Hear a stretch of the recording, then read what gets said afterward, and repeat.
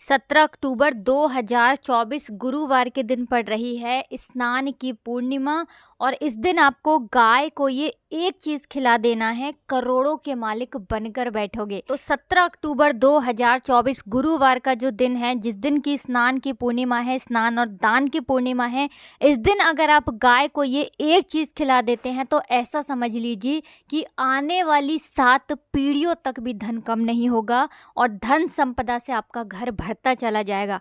हमारी जो गौ माता होती हैं, ये कोई साधारण पशु नहीं है। 33 कोटि देवी देवताओं का इनमें वास होता है। माँ लक्ष्मी का ये स्वरूप होती हैं। जिस स्थान पर गाय खड़ी भी हो जाती है वो स्थान ही पवित्र हो जाता है। गौ माता के चरणों की धूल को यदि कोई मस्तक पर लगा ले, अपने माथे पर लगा ले, तो उसका सौभाग्य रातों रात चमक जाता है, रातों रात बढ़ जाता है। साथ ही साथ जो स्नान और दान की पूर्णिमा होती है, ये बहुत बड़ी पूर्णिमा होती है। इस दिन के जो उपाय होते हैं, इस दिन जो भी उपाय आप करते हैं वो तुरंत सफल होते हैं और दुगना फल आपको देते हैं। जो भी उपाय आप कर लेंगे, सारे के सारे उपाय आपके सफल होंगे और जो भी आपको अपने जीवन में चाहिए वो आपको मिलकर रहता है। तो जो लोग अपनी मनोकामना पूरी करना चाहते हैं वो भी इस उपाय को करें, और जो लोग धनवान बनना चाहते हैं, जो चाहते हैं कि धन आता रहे, धन बढ़ता रहे, उन्हें तो विशेष कर ये उपाय करना है। अच्छा, जो लोग कर्जे को लेकर परेशान हैं, कर्जा जिनके सर पे है, या चाहते हैं कि कभी कर्जा सर पे ना हो, 1 रुपए किसी से उधार ना लेना पड़े, जैसे घर में धन की वर्षा हो रही है, होती रहे, दिन पर दिन धन बढ़ता रहे, पैसा बढ़ता रहे, उन लोगों को भी इस दिन गौ माता से जुड़े हुए उपाय ज़रूर करने चाहिए। देखिए, वैसे तो हमें हमेशा ही गौ माता की सेवा करनी चाहिए, इनको अपने घर की सबसे पहली रोटी खिलानी चाहिए। लेकिन मान लीजिए आप बहुत सारी चीज़ें हैं जो अपने जीवन में नहीं कर पाते हैं, कुछ ऐसी चीज़ें जो व्यक्ति समय के चलते नहीं कर पाता है ना। तो देखिए, ये जो स्नान और दान की पूर्णिमा होती है, अगर आप महीने में इस दिन भी एक उपाय कर लेते हैं ना, सिर्फ एक उपाय भी आप कर लेते हैं, विशेषकर गौ माता से जुड़ा हुआ, तो अलग से आपको कुछ करने की ज़रूरत नहीं पड़ती है।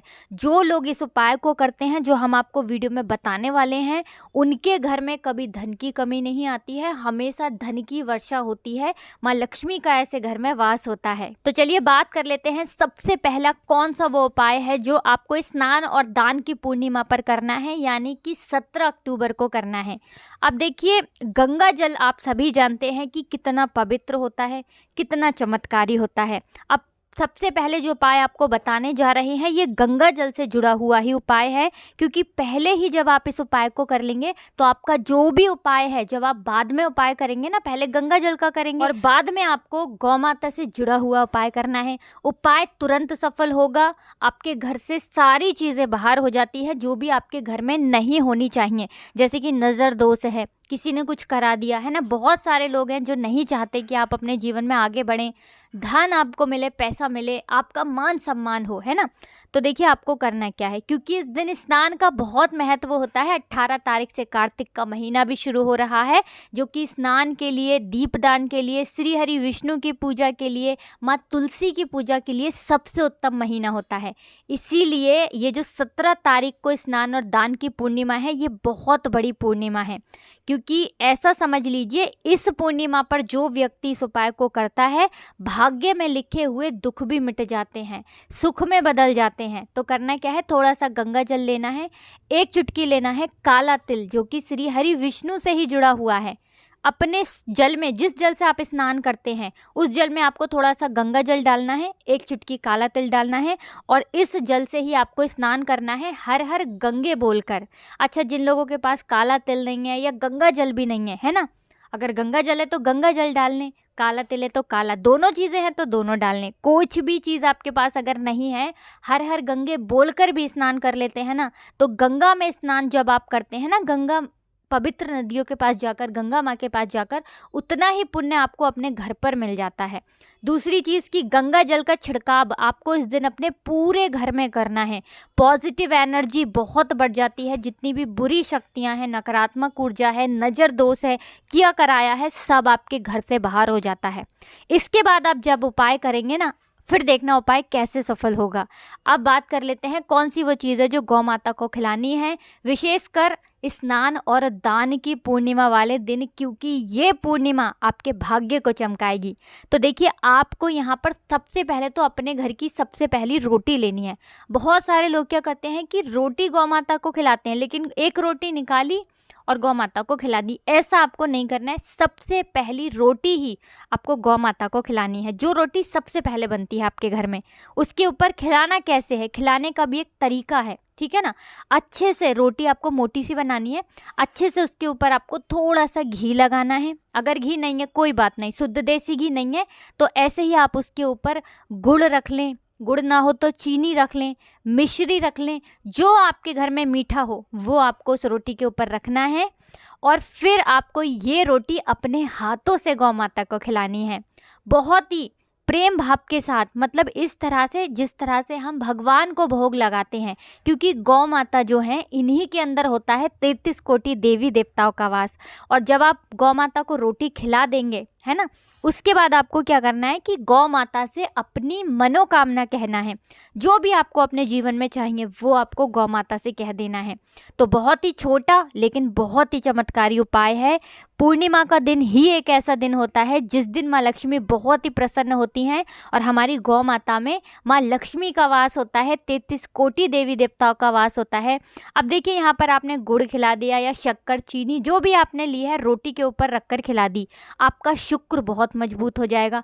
पैसे को लेकर कभी परेशान नहीं होना पड़ेगा। दूसरी चीज़, अपने घर का अन्न खिला दिया आपने 33 कोटि देवी देवताओं को। यहाँ पर आपको सीधे सीधे 33 कोटि देवी देवताओं का आशीर्वाद मिल जाता है। फिर ना आपके घर में धन की कमी रहती है, ना व्यापार खराब होता है, और ना ही आपके जीवन में कर्जे जैसी समस्याएं बढ़ती हैं। तो आप समझ सकते हैं कि गौ माता को रोटी खिलाने से कितना लाभ होता है। जो लोग गौ माता से जुड़े उपाय करते हैं ना, वो हमेशा करते हैं, क्योंकि उनके घर में धन की वर्षा होती है। और जिन्होंने अभी तक नहीं किया है ना, जो लोग सोचते हैं कि ये उपाय बहुत साधारण सा है, इतने बड़े बड़े उपाय हमने कर लिए, उनसे कुछ नहीं हुआ, तो इससे क्या होगा। एक बार सच्ची श्रद्धा से, पूर्ण निष्ठा से, पूरे विश्वास के साथ इस उपाय को करके तो देखिए, और फिर देखिए आपके घर में कैसे माँ लक्ष्मी कृपा बरसाती हैं। तो बहुत ही उत्तम उपाय है। साथ ही साथ अगर आप बुधवार के बुधवार 5 से 7 बुधवार कर लेना, गौ माता को हरा चारा खिला देना, फिर देखना आपके घर में बीमारियां कभी नहीं रुकेंगी। कभी आपके घर में कोई बीमार नहीं रहता है जब आप गौ माता को हरा चारा खिलाते हैं। बड़ी से बड़ी बीमारी अगर आपके घर से दूर नहीं हो रही है, बहुत कुछ कर लिया, बहुत इलाज करवा लिया, आप एक बार ये उपाय भी करके देखिए, गौ माता को हरा चारा खिलाइए, फिर देखिए कैसे लाभ होता है। चलिए बात कर लेते हैं अब अपने तीसरे उपाय की, क्योंकि स्नान और दान की पूर्णिमा है। तो कौन सी चीज़ें हैं जो इस दिन आपको दान ज़रूर करनी चाहिए। सबसे पहले तो आता है काला तिल, क्योंकि साल 2024 चल रहा है, जो कि शनि का साल है। और काला तिल किससे जुड़ा है, शनि देव से। और किससे जुड़ा है, श्री हरि विष्णु से, ठीक है ना। और काला तिल जब भी आप दान करते हैं या इसके उपाय करते हैं तो आपके पितृ भी आपसे प्रसन्न होते हैं। तो इस दिन काले तिल का दान करें। ज़्यादा ना तो थोड़ा दान कर दें, है ना, 10-20 रुपए का, जितना आप करना चाहें उतने रुपए के काले तिल लें और इस दिन दान करें।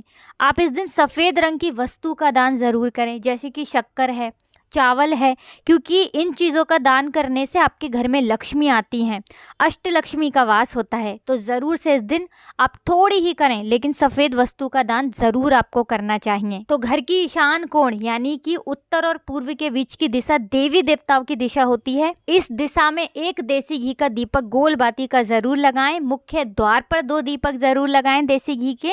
और माँ लक्ष्मी का अच्छे से अच्छे इस दिन पूजन करें, क्योंकि ये दिन माँ लक्ष्मी को ही और श्री हरि विष्णु को ही समर्पित होता है। और गौ माता की सेवा जितना कर लेंगे उतना आपके जीवन में आपको चमत्कार देखने को मिलेंगे। तो बहुत अच्छे से उपाय आपको समझाए हैं।